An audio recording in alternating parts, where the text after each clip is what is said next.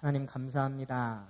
지난 한 주간 또 지난 한 해를 하나님께서 지켜보아여 주시고 이 시간 우리를 한자리에 모아주셔서 공동체로서 하나님 앞에 예배를 올려드리게 하시니 감사를 드립니다. 이 시간에 다시 한번 연약한 우리의 모습 그대로 나왔습니다. 예수의 보혈로 덮어주시고 주님의 은혜로 덮어주시고 시간 선포되는 말씀을 통해 우리 각자 삶 속에 하나님의 나라를 세워드리며 하나님의 뜻을 따라 순종하며 살아갈 수 있는 힘과 능력을 허락하여 주시옵소서. 이 시간 우리 가운데 함께 하실 줄 믿사옵고 예수님의 이름으로 기도합니다. 아멘. 여러분, 저는 실감이 나지 않습니다. 오늘이 2017년의 마지막 날입니다. 그리고 마지막 주일이고 마지막 예배입니다. 한 해를 예배로 마무리하고 또 내일이면 새해를 맞이하는 저와 여러분이 무엇보다도 먼저 알아야 할 것이 있다고 오늘 성경 말씀은 우리에게 말하고 있습니다. 베드로 후서는 자신의 죽음이 얼마 남지 않음을 직감한 사도 베드로가 1세기 소아시아의 교회들에게 쓴 편지입니다. 사도 베드로가 죽음을 앞두고 꼭 남기고 싶었던 말, 무엇보다 먼저 알려주고 싶었던 그것은 무엇이었을까요? 성경에 기록된 이 사도 베드로의 그 행적들을 우리가 유추해 볼 때 그의 경험에서 우러나올 법한 유언들이 몇 가지 있기는 하죠. 베드로 하면 생각나는 그런 사건들을 우리가 생각해 보면 이 사람이 이런 말을 남겼을 것 같다 분명히 있습니다. 예를 들어서 닭이 울면 긴장해라. 물 위를 걸을 생각 하지 마라. 먹다 남은 떡, 먹다 남은 생선 절대로 버리면 안 된다. 이런 것들 있을 수 있습니다. 그런데 베드로가 이 소아시아 교회에 알려주고 싶었던 것들을 우리가 이해하려면 당시 소아시아 교회의 상황과 또 그 상황을 바라보고 있는 베드로의 심정을 우리가 먼저 이해해야 됩니다. 2주 전에 어느 큰 대학병원에서 신생아들이 집단으로 사망하는 사건이 있지 않았습니까? 인큐베이터에 있던 신생 미수가 4명이 불과 2시간 반 사이에 4명이 연이어서 심정지로 숨지는 사건이었습니다. 오후 5시 32분부터 남자 2, 여자 2, 이 아이들이 사망을 했는데 국가수의 부검 결과를 보니까 그 4명 중에 3명이 그람 음성균에 감염이 되어 있었고 또 2명은 괴사성 장염에 걸려 있었다고 결과가 나왔고요. 또 경찰이 수사 결과를 한 걸 보니까 인큐베이터가 관리가 매우 부실했다고, 그래서 결국은 원내 감염으로 인한 사망으로 지금 추정이 되고 있습니다. 참 안타깝고 가슴이 아프고 또 그 병원에서 일하는 분들의 그 직무 현실도 참으로 열악하고 힘들다는 것을 우리가 알 수 있었습니다. 또 언론 브리핑을 앞두고 유가족들과의 어떤 소통의 부재, 그런 또 안타까운 부분들이 있으면서 전체적으로 너무 가슴 아픈 그런 사건이 됐습니다. 여러분, 그 숨진 신생아들의 부모들, 그 부모님들의 마음이 어떨 것 같습니까? 상상조차 하지 못할 것 같습니다. 근데 저는 이 베드로 후서를 집필한 사도 베드로의 심정이 그 신생아들의 부모와 같았을 것이라고 생각합니다. 1절 말씀 상반부를 보니까 사랑하는 여러분, 나는 여러분에게 이 2번째 편지를 쓰고 있습니다. 이미 편지를 하나 썼고 2번째 편지를 쓰고 있다는 겁니다. 이 베드로 후서가 2번째 쓴 편지이고 2주 전에 우리가 묵상했던 베드로 전서가 첫 번째 편지인데 이 베드로 전서와 베드로 후서는 그 내용에 있어서 차이가 있습니다. 분명한 차이가 있습니다. 베드로 전서의 요지는 로마 정부라든지 유대주의자들 같은 그런 외부적인 공격, 외부적인 핍박, 외부적인 환난 가운데서도 이 소아시아의 교인들이 이 소망을 가지고 믿음을 가지고 잘 견뎌라, 그런 내용의 편지였고요. 이 베드로 후서 2번째 편지의 핵심 내용은 외부적인 것보다는 내부적인 공격, 내부적인 어려움, 특히 당시 성황을 이루던 이 교회 내의 이단, 이 거짓 교사들의 거짓 가르침으로부터 견고히 중무장하라. 이것이 베드로 후서의 요지거든요. 이 당시 거짓 교사들은 성경은 하나님의 영감으로 쓰인 것이 아니라 예언자들이 자기 마음대로 해석을 하고 짜집기 한 것이라고 그 당시 성도들을 속이고 교회를 흔들어 놨습니다. 뿐만이 아니라 도덕적인 자유를 주장하면서 방탕하고 술 취하고 성적으로 문란한 그런 쾌락주의적인 생활을 너무 쉽게 본인들이 즐기고 또 교인들을 미혹하고 혼미하게 했습니다. 그런 그 당시 소아시아 교회들의 모습을 보면서 이 사도 베드로의 심정이 어땠을 것 같습니까? 한번 생각해 보십시오. 지금 각 교회마다 영적인 신생아들이 태어나고 있습니다. 비록 로마 정부의 핍박과 유대주의자들의 그 박해 속에서도 그 기존 성도들의 눈물과 희생과 그 돌봄과 섬김으로 말미암아 비록 약하지만 그래도 심정지 없이 건강히 잘 뛰고 있습니다. 그 영적인 신생아들의 심장이. 그런데 이 신생아실에 무단 침입한 거짓 가르침, 이 거짓 이단으로 말미암아 성도들이 집단으로 실족하고 무너지고 있는 것이죠. 2000년 전에 이 소아시아 교회들의 그 처해 있던 상황, 그 처해 있던 어려움이 사실 지금 우리 기독 청년들의 현실과 너무 흡사하지 않습니까? 얼마 전에 경기 청년 유니온이라고 하는 단체에서 발표한 경기도 청년 시간 소득 빈곤 실태라는 조사 결과에서 경기도에서 거주하거나 경기도에서 일하고 있는 우리 청년들이 일터로 가는 시간이 하루 평균 1시간 반이랍니다. 10명 중에 7명 이상이 하루에 8시간 이상 노동을 하고 있고 그런데 고작 한 달 평균 임금이 187만 원입니다. 지난해 한국 노동자 평균 임금이 280만 원인 것을 감안하면 100만 원이나 더 적지요. 이 경기도권에 살고 있는 청년들이 워낙 시간이 없으니까 개인 시간을 누리기 위해서 잘라낼 수 있는 건 다 잘라내고 있다고 합니다. 24시간 중에 개인을 위해서 쓰는 시간이 평일은 2.7시간, 주말은 5.04시간. 평균 노동자들은 11시간이거든요. 어마어마하게 차이가 나죠. 필수 생활비, 그러니까 식비와 주거비를 포함한 필수 생활비가 74만 5천 원, 한 달에. 이 중에서 76%가 이직과 퇴사를 고민하고 있는데 고민하다가 결국 퇴사나 이직을 못하는 친구들이 57%. 그런데 그렇게 못하는 이유가 금전적인 이유, 생계 때문에 못하는 것이 1위로 나타났습니다. 29.7%로. 먹고 사는 것 자체가 너무나도 힘든 현실인데 주일 성수를 따져가면서 기업 윤리를 따져가면서 면접 보러 다닐 수 없습니다. 신앙의 이유를 들먹이면서 부장님이 따라주시는 술, 그거 거절할 수 없죠. 믿음을 지키며 말씀대로 살기에는 우리 외부적인 핍박이 너무나 셉니다. 그런데 사실 이 외부적인 어려움이나 외부적인 공격보다 더 큰 문제는 내적으로 변질되어 가고 있는 우리의 신앙, 그리고 내부적으로 병들어가고 있는 우리의 공동체라는 것입니다. 오늘날 우리 교회 안에도 그리고 우리 그리스도인들 사이에도 세상의 잘못된 기준, 세상의 헛된 가치관들이 얼마나 판을 치고 있습니까? 학원 복음화 협의회에서 이번에 출간한 청년 트렌드 리포터에 보면 혼전 순결, 이것에 대한 우리 기독 청년들의 그 의식을 조사했는데 혼전 순결은 꼭 지켜야 한다. 7.1%였습니다. 7.1%.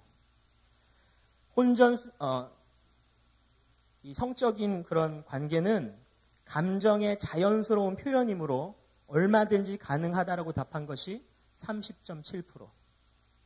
그럼 나머지는 뭐였냐? 사랑하면 할 수 있다. 결혼을 전제로 하면 할 수 있다. 이런 내용들이에요. 우리도 모르는 사이에 혼전 순결에 대해서만 하더라도 우리의 가치관이 지금 무너지고 있는 것입니다.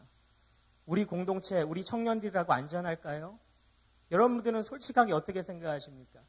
결혼을 전제로 한 내 여자친구, 내 남자친구라면 뭐 지금 하나 나중에 하나 그렇게 생각하고 있지는 않나요? 아니면 혹시 내 남자친구, 내 여자친구와 단둘이 여행을 가도 된다. 그게 무슨 상관이냐?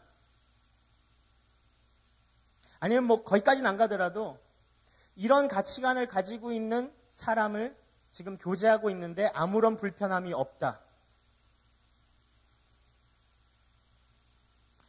베드로는 이런 시급한 상황 속에서 성도들을 지켜주는 것은 예수를 아는 지식 그리고 예수의 은혜를 붙잡는 것이라고 우리에게 당부하고 있습니다. 베드로후서의 마지막 구절, 3장의 마지막 구절에 보니까 우리의 주님이시며 구주이신 그리스도 예수에 대한 지식과 그의 은혜 안에서 자라십시오. 성경에서 예수를 안다라고 하는 의미는 단순히 귀로 듣고 지식적으로 인식하는 수준이 아니라 경험적이고 인격적이고 은밀하고 깊은 관계를 말하지 않습니까? 예수님이 요한복음 10장에서 나는 선한 목자다. 나는 내 양들을 알고 내 양들은 나를 안다. 그렇게 안다라는 표현을 쓰셨을 때 마치 목자와 양이 서로의 목소리만 듣고도 서로의 촉감을 느끼고도 서로의 습관을 너무나 잘 알듯이 개인적으로 경험적으로 인격적으로 관계가 맺어졌다는 뜻입니다. 그 양무리를 이리떼로부터 혹은 나의 강도들로부터 지켜주는 것은 내 목자를 바로 아는 목자에 대한 바른 지식이고 내 목자에 대한 바른 지식이 자랄 때 자연스레 깨닫게 되는 것이 바로 목자의 은혜입니다. 사도 베드로는 이 소아시아에 보내는 이 두 번째 편지를 통해서 예수에 대한 지식과 은혜 안에서 자라는 법을 소개하고 있습니다. 그래서 그 두 가지를 우리 시간 함께 나누기를 원하는데요. 첫 번째로 성경의 가르침을 기억하는 것입니다. 성경의 가르침을 기억하는 것입니다. 우리 1절 후반절과 2절을 보니까 두 편지로 나는 여러분의 기억을 되살려서 여러분의 순수한 마음을 일깨우려고 합니다. 그렇게 해서 거룩한 예언자들이 이미 예언한 말씀과 주님이신 구주께서 여러분의 사도들을 시켜서 주신 계명을 여러분의 기억 속에 되살리려는 것입니다. 외부의 핍박은 물론이고 이 내부의 거짓 가르침에 맞서서 교회가 흔들리지 않고 굳게 세워져 가기 위해서는 성도들이 말씀을 기억하고 은혜를 기억해야 한다는 것을 이 사도 베드로는 본인의 경험을 통해 누구보다 잘 알고 있었습니다.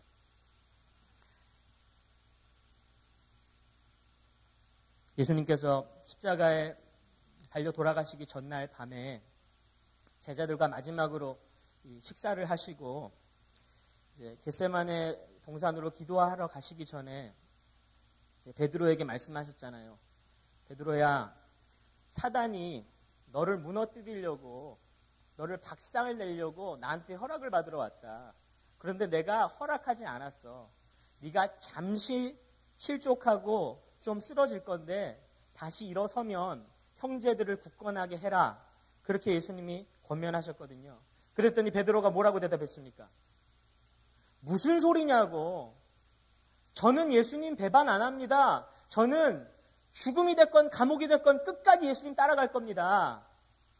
그랬더니 예수님이 하셨던 말씀이 네가 오늘 닭이 울기 전에 나를 3번 부인할 것이다. 그렇게 말씀하셨잖아요.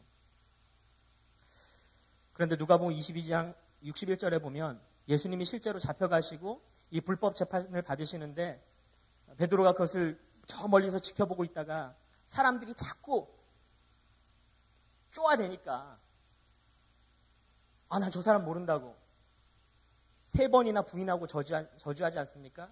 그리고 나자마자 누가복음 22장 61절 이렇게 나옵니다. 주님께서 돌아서서 베드로를 똑바로 보셨다. 베드로는 주님께서 자기에게 오늘 닭이 울기 전에 네가 3번 나를 모른다고 할 것이다 하신 그 말씀이 생각났다. 얼마나 섬뜩했을까요? 그 그 순간에 예수님이랑 눈이 마주치고 예수님 눈에서 레이저가 막 나오면서 그 말씀이 기억나는데 불과 몇 시간 전에 전해드린 그 말씀이었음에도 불구하고 눈앞의 역경과 혼란 속에 베드로는 잊어버리고 말았습니다. 베드로의 건망증은 이뿐만이 아니었지요. 예수님은 살아계실 때에 당신의 죽음과 부활에 대해서 수없이 가르치고 리마인드 시켜주셨습니다. 이 성전을 허물어라. 그러면 내가 사흘 만에 다시 세우겠다. 요나가 사흘 낮, 사흘 밤 동안을 큰 물고기 뱃속에 있었던 것 같이 인자도 사흘 낮과 사흘 밤 동안을 땅속에 있을 것이다. 그러나 내가 살아난 뒤에 너희보다 먼저 갈릴리로 갈 것이다. 분명히 말씀해 주시고 또 말씀해 주셨는데 정작 예수님의 빈 무덤 앞에 섰을 때 베드로의 반응은 어땠습니까? 요한복음 20장에 보니까 아직도 그들은 예수께서 죽은 사람들 가운데서 반드시 살아나야 한다는 성경 말씀을 깨닫지 못하였다. 그래서 제자들은 자기들이 있던 곳으로 다시 돌아갔다. 자기들이 있던 곳으로 다시 돌아갔다. 여러분, 우리가 이 세상에서 겪게 되는 모든 고난, 모든 시험, 모든 유혹들은 하나님께서 우리에게 말씀하신, 우리에게 약속하신 그 승리의 언약들을 우리의 생각과 우리의 마음과 우리의 기억 속에서 교묘하게 지워버립니다. 가려버립니다.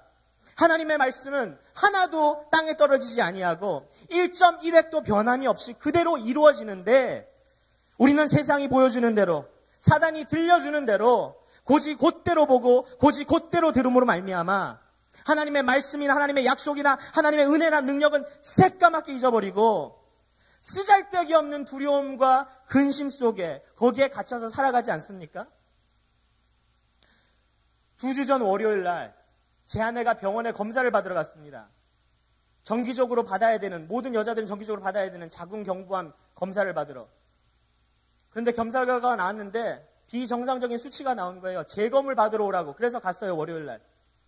재검을 받고 한 3일 있다가 결과가 나올 거라고 기다리는데 의사가 그냥 돌려보내지 않고 제 아내한테 뭐라 그러냐면 다시 한번 결과가 비정상적으로 나오면 우리 조직검사해야 된다. 그리고 암일 가능성이 있다.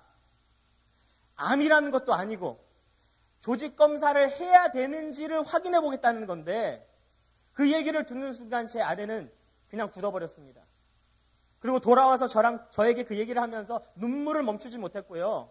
저도 그 앞에서는 담담한 척 했지만은 그냥 깜깜해지더라고. 혹시라도 이거 조직검사 해야 되고 암이면 어떡하지? 저녁에 자리에 누워가지고 농담하면서 제 아내가 여보 나 먼저 죽으면 애들 잘 키워? 뭔 소리야? 난 못 키워. 난 당장 재혼할 거야. 그러니까 죽지 마. 이렇게 농담을 따먹으면서도 주님 어떡하죠? 그런데 정말 황당한 건 뭐냐면요. 그게 월요일이거든요. 근데 바로 전날 24시간 전에 제가 이 자리에서 이 강단에 서서 뭐라고 말씀을 전했는지 기억나세요? 여러분 기억 안 나시겠죠? 2주나 지났는데 24시간 뒤에 저도 기억을 못했는데 우리가 고난을 기뻐할 수 있는 근거, 성경적인 근거 3가지. 베드로전서 4장의 말씀. 고난도 주님의 주권 안에 있다. 고난은 주님의 생명에 동참하는 것이다. 고난은 주님을 증거하는 기회가 된다. 제가 여기 서가지고 30분 동안 정말 침 튀기면서 선포했음에도 불구하고 불과 24시간 뒤에 정작 내 아내가 그런 검사를 받고 나서 그런 가능성에 대해서 듣는 순간 그 말씀이 그냥 새까맣게 잊혀버리는 거예요. 이것이 우리의 연약함입니다. 우리가 찬양을 통해서 은혜 받고 말씀을 통해서 도전 받습니다. 나눔을 통해서 위로도 받고 기도를 통해서 응답도 받아요. 하지만 우리의 가정과 우리의 직장과 삶의 현장으로 복귀하는 그 순간 우리들이 있었던 그곳으로 다시 돌아가는 우리의 연약함. 그런데 감사한 것은 그런 우리의 연약함을 잘 아시는 하나님이 얼마나 좋으시고 또 얼마나 섬세하신지 우리가 하나님의 말씀을 잊지 않고 기억할 수 있도록 우리에게 도우미를 보내주셨습니다. 요한복음 14장 26절에 그러나 보혜사 곧 아버지께서 내 이름으로 보내실 성령께서 너에게 모든 것을 가르쳐 주실 것이며 또 내가 너에게 말한 모든 것을 생각나게 하실 것이다.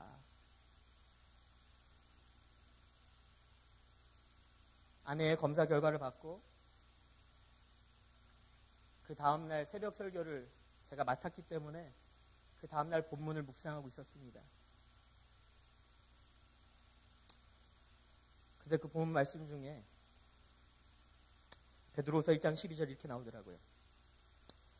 여러분이 이 모든 것을 다 알고 있고 또 진리 안에 굳게 서 있지만 한 번 더 여러분의 기억을 일깨워 주고 싶었습니다. 저 구절을 읽는데 마치 사도 베드로가 제 옆에 앉아서 제 등을 이렇게 어루만져 주면서 이 목사 당신은 진리를 믿는 걸 내가 안다. 그런데 당신 연약해지지 말라고, 지금 현실 때문에 말씀을 잊어버리지 말라고 내가 다시 한번 기억시켜 주려고 이 베드로 후서의 말씀, 베드로 전후서의 말씀을 썼다. 마치 성령이 저에게 이렇게 위로해 주시는 것 같더라고요. 우리 안에 내주하시는 성령이 조명처럼 빛을 비추어 주셔서 우리가 말씀을 깨닫고 이해할 수 있도록 우리의 묵상을 돕습니다.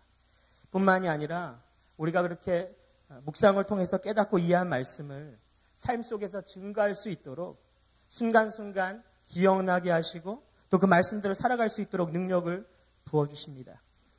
이 놀라운 성령의 능력과 도움과 동행을 통해 오늘 우리가 맞이하게 되는 세상의 모든 고난과 시험과 유혹들 가운데서도 하나님의 말씀을 늘 가까이 하고 그것을 기억하는 그런 우리 복된 인생 되시기를 주님의 이름으로 축복합니다.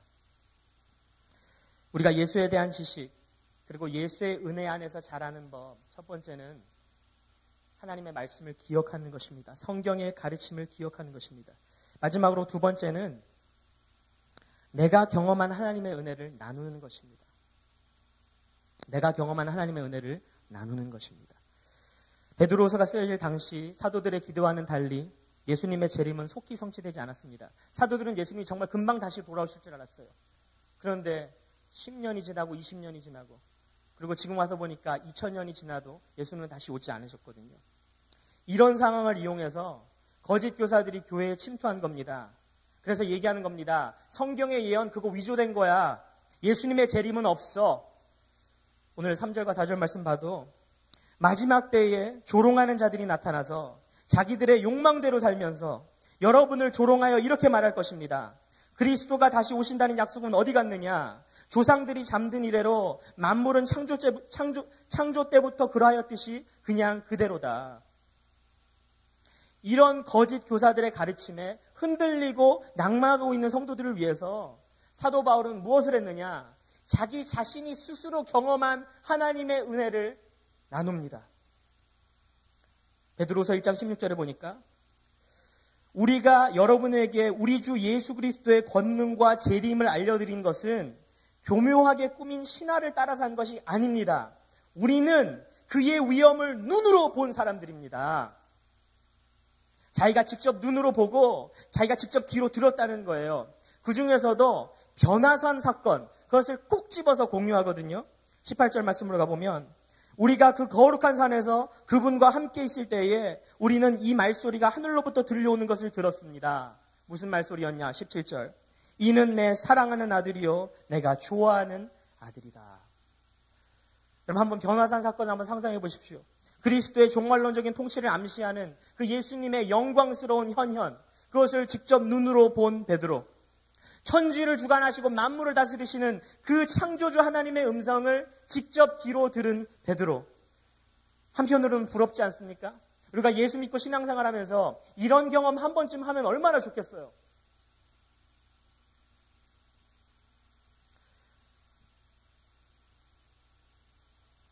저희 장인어른이 30년 동안 미국에서 이민 목회를 하시고 조기 은퇴를 하시고 선교를 하시려고 한국으로 들어오셨는데 처음에 미국을 가셨을 때 목회하려고 가신 게 아니었거든요. 경영학 석사셨습니다. 박사학위 달러 공부하려고 갔다가 하나님 부르심을 받고 이민 목회를 시작하신 거예요. 신학교를 다니고. 근데 그때 뭐 영주권도 없고 정말 힘든 형편에 개척 전도사로 시작하셨습니다. 그러다가 한국에서 소식이 왔어요. 지금 한국에 계신 아버님이 병원에 입원하셨다. 저희 장인어른이 스스로 생각하셨습니다. 지금이 아니면 이 이민 목회하면서 언제 다시 또 한국에 들어가 볼까? 언제 또 아버님을 뵐 수 있을까? 지금 가서 복음도 전하고 정말 마지막으로 뜻깊은 시간을 좀 보내자. 그래서 형편도 안 되는데 비행기 티켓 겨우 구해가지고 뭐 저희 장모님이나 그 자녀들은 당연히 못 가죠. 돈도 없고 형편도 안 되고 그냥 당신 혼자 잠깐 개척교회 잠깐 놔두고 일주일인가 다녀오셨다는데 가서 아버님을 뵙고 복음을 전하고 그러고 돌아오셨어요. 그러고 있다가 얼마 안 있다가 다시 한국에서 연락이 왔는데 이제 돌아가신 거예요. 장례가 일정이 잡혔는데 돌아갈 수가 없는 거죠. 뭐 재정적인 이유도 재정적인 이유지만 지금 개척 전도사로서 같이 신앙을 살아가고 있는 이 공동체 사람들도 똑같은 신분의 문제, 재정의 문제로 조국에서 부모님이 돌아가셔도 돌아갈 수 없는 그런 상황들이거든요. 그런데 개척 전도사가 이미 한번 다녀왔는데 또 갔나? 말이 안 되는 거예요. 그래서 안 가기로 결심을 하고 어느 날 신방을 가려고 고속도로를 달리고 있는데 아이들 다 태워서 장모님 태우고 얼마나 마음이 착잡했겠습니까? 정말 이 목회 해야 되나? 아버님이 돌아가셨는데 장례도 보러 못 가고 너무 힘든데 갑자기 뒷자리에 앉아있던 큰딸이 제 아내가 소리를 지르더래요. Daddy, did you see that? 아빠 저거 보여? 왜? 지금 우리 차 앞에 흙, 한국에서는 본네트라 그러죠. 저 본네트 위에 There's an angel sitting. 천사가 앉아있어. 당연히 저희 장인어른들은 안 보이죠. 보였으면 사고 났겠죠. 분명히 지금 천사가 앉아있다는 거예요. 장인어른이 잠깐 차를 세우고 그냥 하염없이 우셨대요. 왜냐하면 하나님께서 처음 당신을 목회의 길로 부르실 때 주셨던 그 말씀, 출애굽기 33장 14절 말씀, 내가 친히 너와 함께 가리라. 내가 너를 쉬게 하리라. 그 말씀이 기억나더래요. 하나님, 내가 정말 이거 목회해야 됩니까? 정말 나 혼자 가고 있는 거 아닙니까? 너무너무 힘들어하고 있으니까 이 7살, 8살밖에 안 된 큰 딸의 눈을 통해서 하나님이 지금 천사를 통해 함께하고 계심을 보여주신 것이다.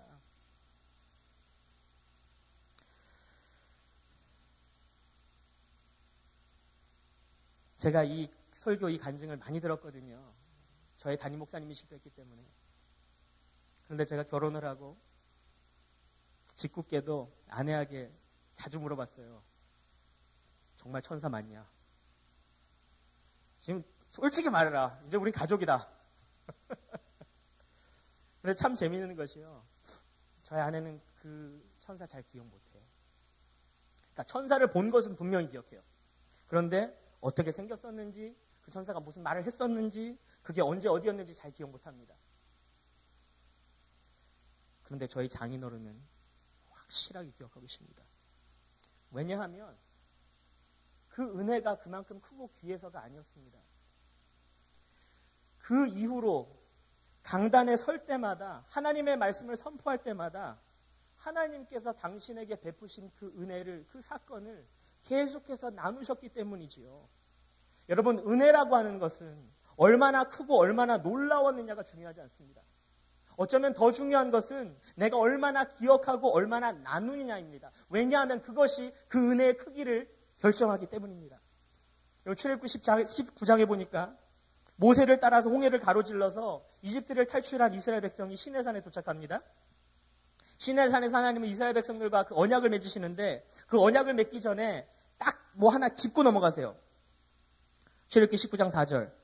너희는 내가 이집트 사람에게 한 일을 보았고 또 어미 독수리가 그 날개로 새끼를 업어 나르듯이 내가 너희를 인도하여 나에게로 데려온 것도 보았다.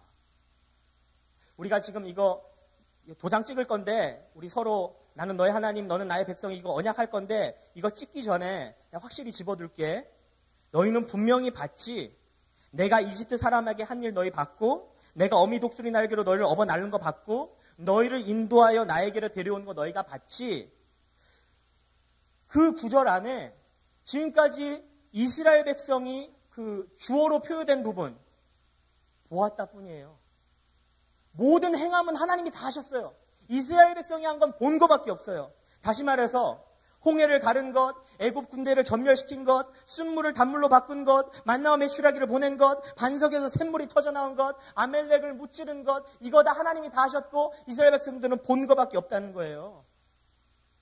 그런데 이 구절의 핵심은 그 과정을 통해서 나에게로 데려왔답니다. 이 시내산까지 내가 너희를 데려왔답니다.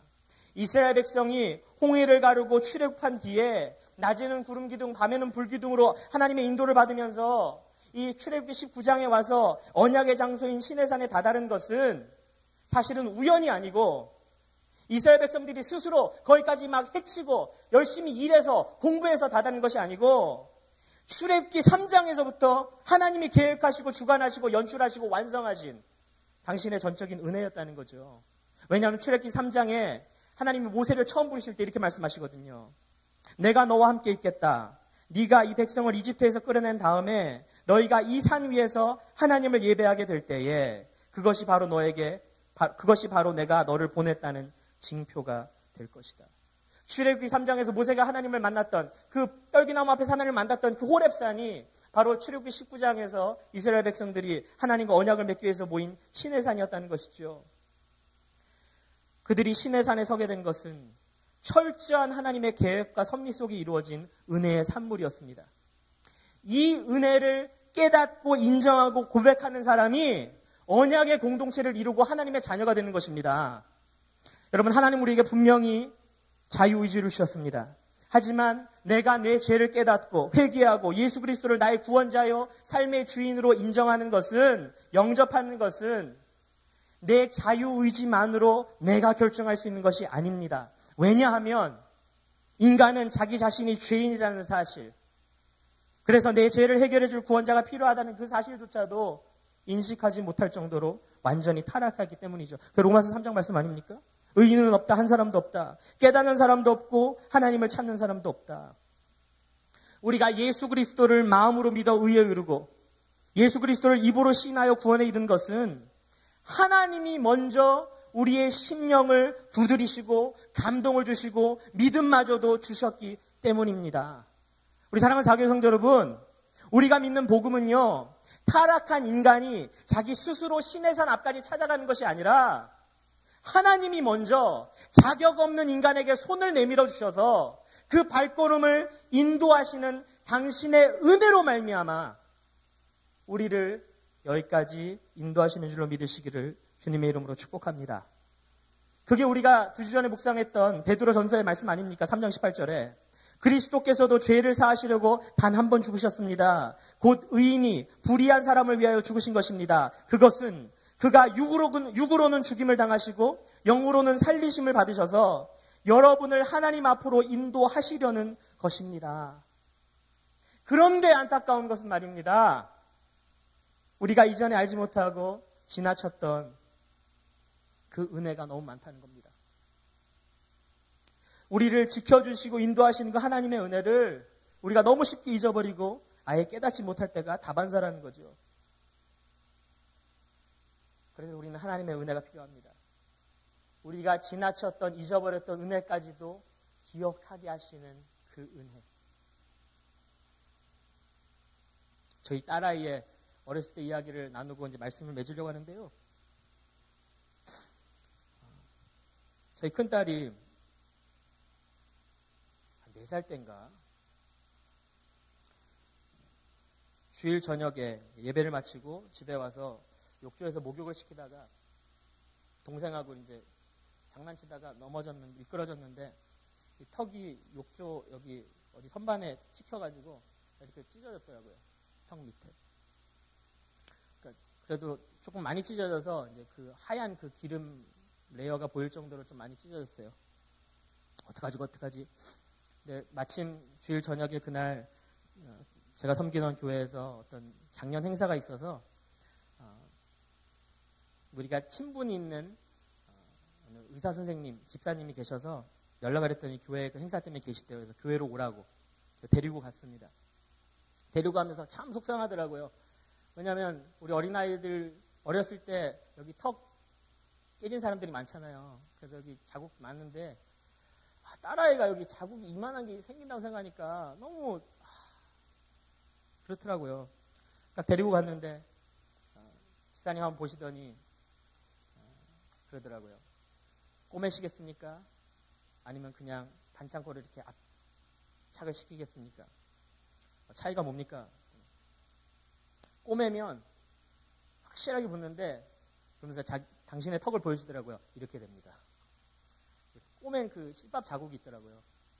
그런데 그냥 이 밴드로 붙여버리면 조금 더 오래 걸릴 수는 있는데 적어도 이 자국은 있을 건데 일자는 있을 건데 적어도 그 실밥 자국 같은 건 없다.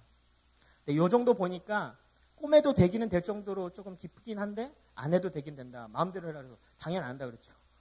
그래서 그냥 이렇게 붙여놓고 집에 왔어요. 그 붙이는 과정 속에 결국 흉터는 남는구나. 딸아이가 너무너무 마음이 그런데 그 집사님이 한마디 하시더라고요. 이 붙여주시면서 네가 예영이구나. 우리 전교인이 기도로 낳은 딸 이렇게 컸구나. 그러시더라고요.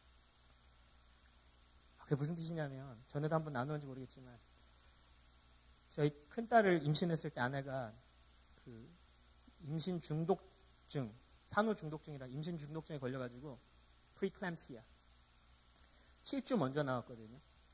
요즘 뭐 일찍 나오고 조산하는 거 그렇게 큰 대수는 아니지만 첫 아이고 그때 당시만 해도 막 미국 의사들이 엄청 겁을 줘가지고 이 아이가 잘못됐을 때의 경우를 너무너무 선명하게 그림으로 잘 그려줘서 완전 저나 제 아내 완전 쫄아가지고 너무너무 힘들 때 특히 지금 이제 당장 나와야 되는데 지금 폐가 조성이 안 됐다. 그래서 폐를 빨리 만들어야 되는데 그러려면 스테로이드를 놓을 거다. 그러니까 우리가 생각할 때 스테로이드 하면은 막 이런 운동선수한테 뭐지 놓겠냐 안 놓겠냐 따라 그때 저희 장인어른이 우리가 섬기던 교회 담임 목사님이셨는데 그냥 전교인들한테 막 일일이 찾아가면서 기도를 부탁한 거예요.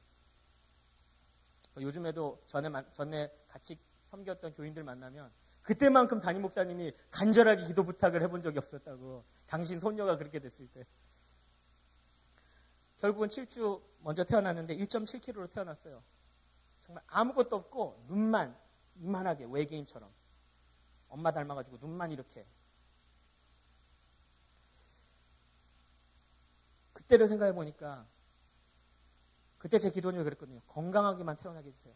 그래서 태어났을 때 손가락, 발가락 다 있나 보고 숨 쉬나 보고 그게 전부였는데 사람이 하나님의 은혜를 얼마나 쉽게 잊냐면 아이가 건강하게 자라면 자랄수록 하나님 감사합니다가 나와야 되는데 자꾸만 비본질적인 것들에 눈이 가는 거예요. 이 찢어진 것부터 시작해서요. 처음에 이빨이 나기 시작하니까 우리 아내도 이빨이 많이 뽀드랑니가 많고 우리 장인어른은 정말 심각하신데 이 아이는 어떡하지? 막 이쁘게 낳아야 된다. 어렸을 때부터 막 코 맹꽁맹꽁 시켜주고 뾰족하게 만들어줘야 되니까 쌍꺼풀이 있네. 할렐루야.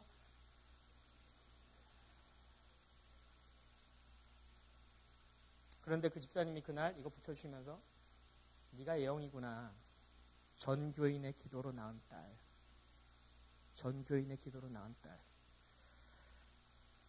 그래서 저는 요즘에도 가끔씩 우리 딸이랑 놀다가 한 번씩 보여달라 그러거든요. 레치 한번 보자. 여전히 자국이 있어요. 그런데 속상하진 않아요. 전교인의 기도로 낳은 딸. 그 하나님의 은혜를 기억하게 되거든요.